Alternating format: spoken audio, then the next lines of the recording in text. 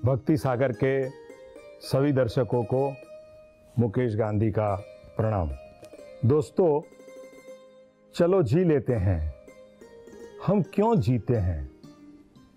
हमको जीने की मौज आती है, जीने का आनंद आता है, जीने के आनंद का हम लुत्फ उठाते हैं, दोस्तों के साथ घूमते हैं, फिरते हैं, समाज के अलग अलग समारोहों में जाकर के हम मौज भी मनाते हैं।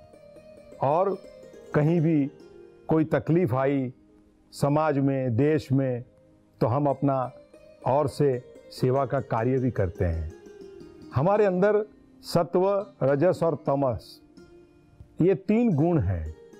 त्रिगुणातीत तो भगवान होते हैं, पर हमारे जीवन में भी ये 3 गुणों का समन्वय है। कभी हम सात्विकता से प्रभु की प्रार्थना करते हैं, प्रभु में तन्मय हो जाते हैं, और राजसी तामसी होकर के हम अपने सांसारिक क्रिया भी करते हैं, समाज में लड़ते भी हैं।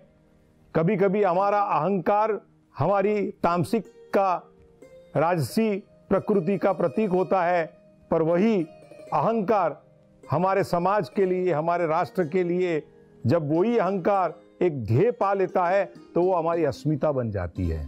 ये त्रिगुणों से भरा हुआ हमारा जो जीवन है, शरीर है, मन है, ये सारी बातें हमें देखनी है। पर ऐसी हमारे जीवन में कल्पना रहनी चाहिए दोस्तों कि प्रभु, मुझे तूने ये जो मानव देह मिला है, वो मानव देह को मैं सार्थक करूं।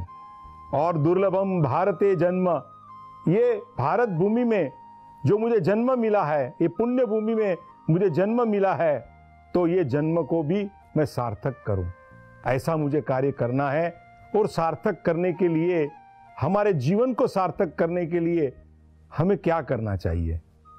हम अलग अलग बार अलग अलग बातें सोचते हैं, पर आज मुझे ऐसा लगता है कि सबसे पहले तो हमें हमारे भोग जीवन को कंट्रोल करना चाहिए। Eat, drink and be merry and we exit like N S. हम खाते पीते हैं और यूं ही जिंदगी बिता देते हैं, ये हमारा जीवन नहीं होना चाहिए। भोग जीवन के साथ साथ में हमारे भाव जीवन की समृद्धि बढ़नी चाहिए। भाव जीवन में माँ का वात्सल्य, बहन का प्यार, गुरु के प्रति समर्पण की भावना, ये सब बातें हमारी जीवन में धीरे धीरे हमारा भाव जीवन को पुष्ट करती है। तो ऐसे प्रसंगों को भी हमारे जीवन में हमको बढ़ाना चाहिए। तीसरी बात है कि हमें अपने इंद्रिय निग्रह करके अपने मन बुद्धि को प्रभु के चरणों में समर्पित करनी चाहिए। इसमें प्रभु को फायदा नहीं है, फायदा हमें है, क्योंकि जो जीवन मिला है उसमें हमको परिमित शक्ति मिली है। ये परिमित कम शक्तियों के अंदर हमें हमारा सारा आयुष्य पूरा करना है। आज क्या है कि प्रिवेंटिव मेडिसिन आने के कारण आदमी की आयु लंबी हो गई है। आदमी बहुत साल जीता है, पर कितने साल हम जीते हैं उनका महत्व नहीं है, पर हम कैसा जीते हैं उनका महत्व है। और वो जीवन को सफल करने के लिए हमारे पास सबसे पहला इंद्रिय निग्रह होना चाहिए, एक संयम होना चाहिए। हम आज जमाने में आप देखेंगे तो जितना विज्ञान बढ़ता जा रहा है, जितनी सुख सुविधाएं बढ़ती जाती है, उतना ही एक अपप्रचार भी चल रहा है कि इंद्रिय निग्रह की कोई जरूरत नहीं है। खाओ पियो मौज करो, दिन को खाओ, रात को खाओ, मौज मनाओ। ये जो आज हमारे पिक्चर के गाने भी लग रहे हैं, ये क्या है? दम मारो दम, ये क्या बात है? ये बातों से हमको, हमारे जीवन के अंदर हमको भगवान ने जो ताकत दी है, जो शक्ति दी है, वो शक्ति हमारी कमजोर हो जाती है। तो ये बात है कि हमको इंद्रिय निग्रह करना है। और एक बात है कि हमारा जो हमारा ईगो है, वो दिन ब दिन बढ़ता जा रहा है। हर आदमी को आज ऐसा लगता है, हर इंसान को ऐसा लगता है कि मैं कुछ हूं, मैं ऐसा कर सकता हूं, मैं वैसा कर सकता हूं, मैं हूं तो हूं, मैं कुछ कर सकता हूं तो जरूर कर सकता हूं, पर उतनी मेरे अंदर, मेरे भीतर में शक्ति होनी चाहिए, मेरी वृत्ति होनी चाहिए, मेरे पास उतने साधन की उपलब्धियां होनी चाहिए, और फिर मुझे उसके साथ में समाज का और आगे जाकर के मेरे राष्ट्र का और विश्व का भी समर्थन मिलना चाहिए। तो मेरे आय को मैं व्यापक कर सकता हूं। और मैं आय को बढ़ा सकता हूं, पर मेरे पास कुछ नहीं है। इंटर फेल हुआ लड़का बोलता है कि आइंस्टाइन के नियम में कुछ दम नहीं है, न्यूटन के नियम में कुछ दम नहीं है, आज का विज्ञान क्या बड़ी बड़ी बात कर रहा है, ऐसा नहीं होता है। अरे बीए में पॉलिटिक्स में फेल होने वाला आदमी बोलता है कि आज के प्रधानमंत्री क्या काम कर रहे हैं, पूर्व प्रधानमंत्री ने क्या काम किया था हमारे देश के लिए, तो हमको ऐसा करना चाहिए। अरे भैया, पहले पूरा पढ़ो, पूरा समझो, पूरी ज्ञान प्राप्ति करो और बाद में अपने आय को बढ़ाओ। ईगो को बढ़ाने से बहुत नुकसान होता है। अहंकार वो जब तक अस्मिता में परिणमित नहीं होता है ना, तब तक वो अहंकार हमारे लिए नुकसान कारक है। अभी वो बात आगे विस्तार से कभी करेंगे, पर बाद में जैसे हमारा भाव जीवन बढ़ता है, हमारा ईगो कम होता है और साथ में हमको जो कुदरत, हमने भगवान को तो देखा नहीं है कि भगवान कैसे है, कहाँ है, कैसे रूप में है। हम विभिन्न मूर्तियों में भगवान को ढूंढते हैं, देखते हैं, पर भगवान ये सृष्टि में है। सुबह का सूर्योदय देखें, शाम को चंद्र को, रात को चंद्रमा को देखें, क्षितिज के ऊपर सूर्य और समंदर के मिलन को देखें। ये सारे जगह के विश्व के अंदर हमारे आजू बाजू के सृष्टि में जितने जितने सृष्टि की सुंदरता है, पंखियों की कलरव, पशुओं का एक नाद और चारों बाजू समंदर का घुघवाता हुआ सागर, ये सब हम जब देखेंगे तो वहां हमको भगवान का हमको सतत दर्शन होना चाहिए और उसमें से प्रेरणा मिलनी चाहिए कि समंदर है तो रत्नाकर भंडार है, तो मैं भी समंदर जैसा रत्नाकर भंडार बनूं। कोयल की टहुकार सुन के मुझे लगना चाहिए कि मैं भी इतने मधुर आवाज वाला इंसान बनूं, मेरी आवाज में भी मधुरता आए, चंद्र की शीतलता की तरह मेरे जीवन में भी शीतलता आए और सूर्य को देख के उसका कर्मयोग मेरे जीवन में भी एस्टैब्लिश हो और मैं भी कर्मयोगी बनूं। तो ये प्रभु का दर्शन, प्रभु का हमें साक्षात्कार कराता है और हमारे जीवन को आगे बढ़ाता है। पर आजकल क्या है कि हम यह सोचने के बावजूद हम दूसरी बात करते हैं। एक बार एक महात्मा थे, तो महात्मा ने अपनी कथा करते करते हुए सब लोगों को बोला कि देखिए, मेरे रात को ही मेरी भगवान से बात हो गई है। वैसे ही कई महात्मा तो ऐसे ही ढोंगी बातें ही करते हैं, लोगों को गुमराह भी कर लेते हैं, पर उन्होंने गुमराह करने के बारे में नहीं कहा था। ये सच्चा महात्मा था, इनको कुछ परीक्षा करनी थी, तो उसने कहा कि देखिए, मेरे को कल भगवान का दर्शन हुआ और भगवान ने कहा कि आप अपने साथ में चाहे इतने लोगों को स्वर्ग में ला सकते हैं, तो और सदे जाएंगे और सदे से वापिस आएंगे। माने आपको मरना नहीं है, मरने के बाद स्वर्ग नहीं है, सदे यही देह में हम स्वर्ग में जाएंगे। जैसे हम कश्मीर जाते हैं, स्विट्जरलैंड जाते हैं, वैसे हम जाके आएंगे और वापिस आएंगे। तो जिनको स्वर्ग में मेरे साथ सदे आना है वो अपना हाथ ऊपर करे। सभी ने हाथ ऊपर कर दिया कि भाई ये तो बहुत अच्छी बात है, बिना पैसे, बिना टिकट, बिना वीजा अगर हमको स्वर्ग में जाना मिलता है तो कौन छोड़े। तो उन्होंने तो हाँ कह दिया। और तब एक युवान वहां था, एक युवक वहां बैठा था, उसने अपना हाथ ऊपर नहीं कहा। महात्मा ने कहा कि अरे बेटे, तुझे नहीं आना है। तब वो युवक खड़ा हुआ और उसने खड़े होकर के महात्मा जी को प्रणाम करते हुए कहा कि गुरुजी, मुझे स्वर्ग में नहीं जाना है, मुझे तो ये धरती को स्वर्ग बनाना है। ऐ खुदा, मुफलिस सी न जिंदगी देना, आहो भरेल ऐसी बर्बादी न देना, अरे इस दुनिया को जन्नत बना सकूं, ऐसी मुझ दिल में दुआएं देना। यह मेरा सपना है। मैं इस धरती को नंदनवन बनाना चाहता हूं, स्वर्ग बनाना चाहता हूं। हमारे जीवन को हमें सफल बनाना है तो हमारे ईट ड्रिंक एंड बी ने मेरी की लाइफ से, भोग जीवन से आगे जाकर के भाव जीवन की समृद्धि, ज्ञान जीवन की समृद्धि, राष्ट्र जीवन की समृद्धि, समर्पण की समृद्धि, एक अलग अलग समृद्धियों को हमारे जीवन में हम जब आत्मसात करेंगे ना, तो हमारा जीवन सफल हो जाएगा। इधर वास्तव में क्या होता है कि हम गुरु के पास ज्ञान लेने को तो जाते हैं, गुरु हमें अलग अलग बातें सिखाता है, सब कहता है, फिर भी हम गुरु को गुरु नहीं मानते हैं, अपने आप को ही गुरु मानते हैं। खाली दिखावा करते हैं कि वो हमारे गुरु है, वो हमारे प्रेरक है, वो हमारे मार्गदर्शक है, पर हम गुरु को गुरु नहीं मानते हैं। एक रमूज में बात कहता हूं कि एक बार एक गुरु और चेला एक बाहर गांव गए थे और कई विश्राम स्थल पे वो ठहरे। तो रात को गुरु ने चेले को कहा कि चेला जरा देखो ना बाहर बारिश आ रही है कि नहीं। तो चेले को तो उठने का कंटाला आता था। गुरु तो एक्चुअली आज्ञा करे तो not to question why but do और डाई, गुरु की आज्ञा शिरोमान्य होनी चाहिए।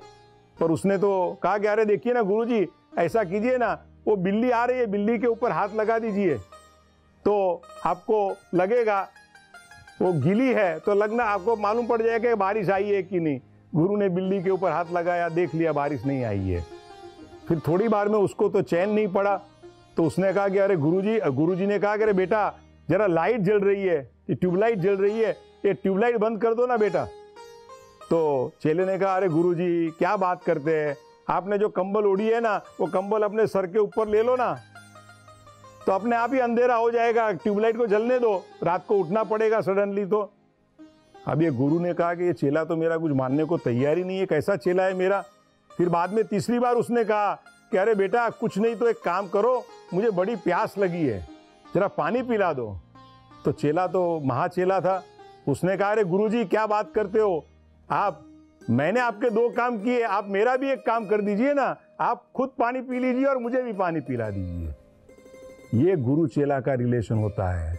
हम तो हंसने में बात करते हैं, पर हमको जीवन में जो मार्गदर्शक लोग होते हैं, जिनको हम गुरुवर्य गिनते हैं, उनकी आज्ञा का उल्लंघन करके, उनकी आज्ञा को हंसने में निकालने में, विपरीत बात करके हम अपने आप में मस्त रहते हैं और हम समझते हैं कि हमने बहुत बड़ा काम कर लिया, पर ऐसा काम नहीं होता।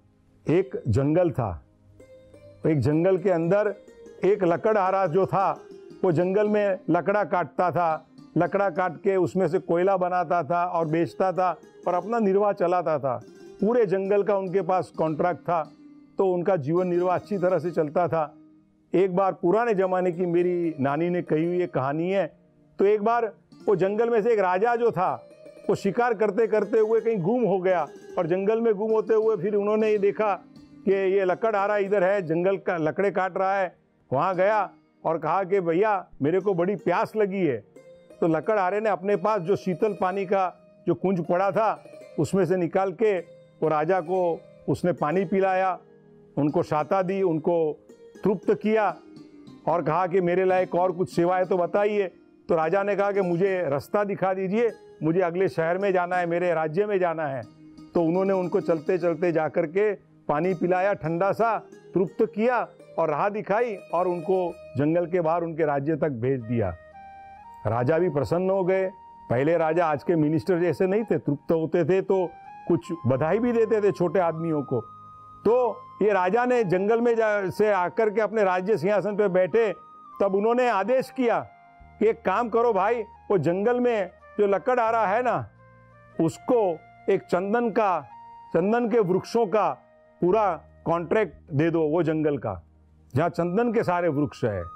और लकड़हारे को मिलाया, बुलाया और उनको पूरा चंदन के वृक्ष का जो जंगल था उसका इजारा, उनका कॉन्ट्रैक्ट उनको दे दिया। उनके पास से कोई रेवेन्यू भी, टैक्स भी नहीं लेना है, कुछ नहीं लेना है। पर ये लकड़हारा बुद्धि का भी मारा हुआ था। उसने तो वैसे ही लकड़े काटे, चंदन के लकड़े काटे और फिर उसमें से ही वो वापस कोयला बनाने को बैठ गया। और ये जब राजा को पता चला तो राजा ने वहां जाकर के वो लकड़हारे को कहा कि अरे भाई, चंदन के लकड़े का पूरा जंगल दिया है और ये लकड़े को बेचो, समृद्ध हो जाओ और अपनी 4-7 पीढ़ियों को तुम समृद्ध बनाओ, ये भावना से मैंने तुम्हारे उपकार का बदला दिया है। तो ये तो समझा नहीं और लकड़हारा कहते हैं कि मुझे तो कोयला बनाना ही आता है, मैं और कुछ कर ही नहीं सकता हूँ, मैं ये लकड़ा बेच ही नहीं सकता हूँ करके अपनी फालतू बातें कर ली।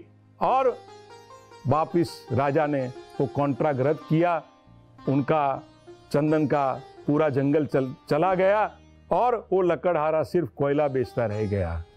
आज हमारा जीवन भी जो है ना, वो भगवान ने हमको एक जंगल का इजारा दिया है, एक जीवन का इजारा दिया है।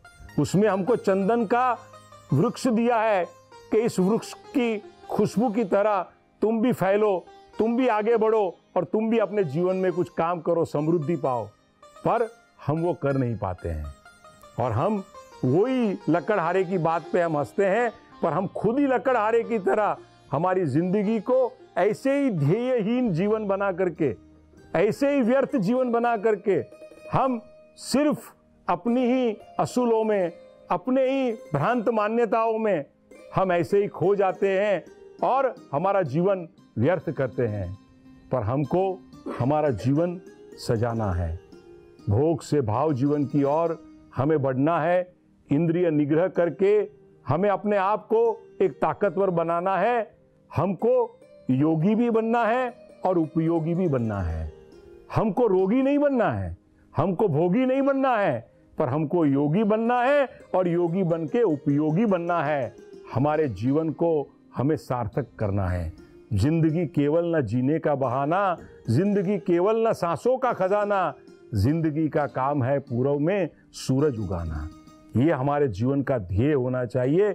और ये इसी तरह से हम अगर जीवन जीते गए तो आहार निंद्रा भय मैथुनंच सामान्य मेतत् पशुभिर नराणाम धर्मो ही तेषाम अधिको विशेष धर्मेण हीना पशुभि समाना।